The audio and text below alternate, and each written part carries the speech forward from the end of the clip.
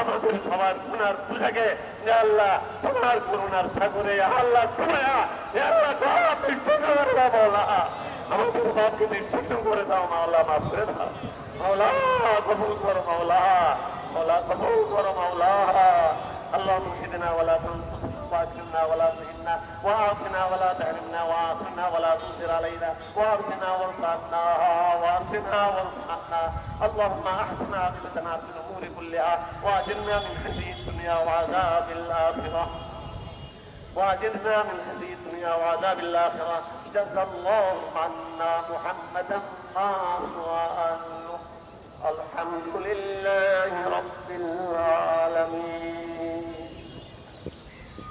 আমাদের প্রিয় রাসূল সাল্লাল্লাহু আলাইহি ওয়াসাল্লামের নিজের আমল থেকে আমরা নিচ্ছি।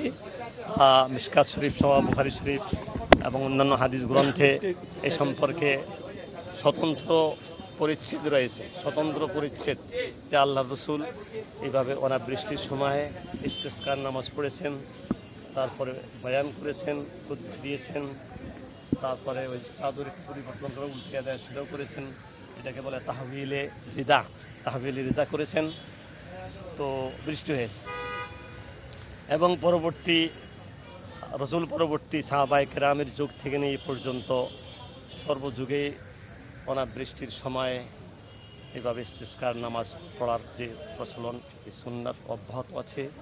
হযরত হাফিজ হুজুর রহমতুল্লাহ আলাইহি তিনিও কিল্লার ময়দানে ইস্তিসকার নামাজ আদায় করেছেন 1975, 76, 79 ঘটনা।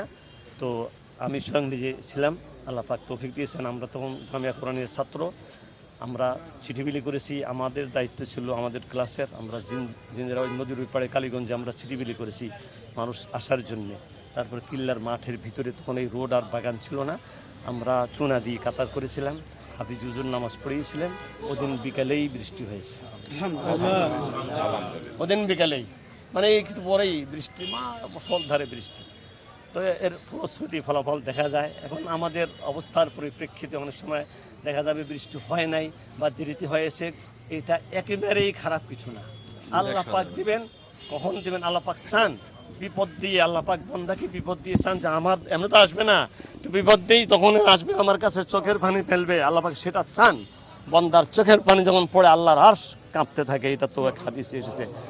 আরশ আল্লাহর আজ আনিনুল মুজনিবিন, গুনাহগারদের এই যে চিৎকার ধ্বনি, চিৎকারের কারণে আল্লাহর আরশ কাঁপতে থাকে। তো আল্লাহ সেটা চান, সেজন্য আমাদেরকে একত্রিত করেছেন। বৃষ্টি যদি নাও হয় তা তো এটা কোনো অমঙ্গলের কিছু না, অকল্যাণের কিছু না। এই যে আমাদের কান্নাকাটি, এটা ইনশাল্লাহ হাসরের মাঠে, কবরে, হাসরে, জান্নাতে ইনশাল্লাহ আল্লাহ পাক দেখাই দিবেন।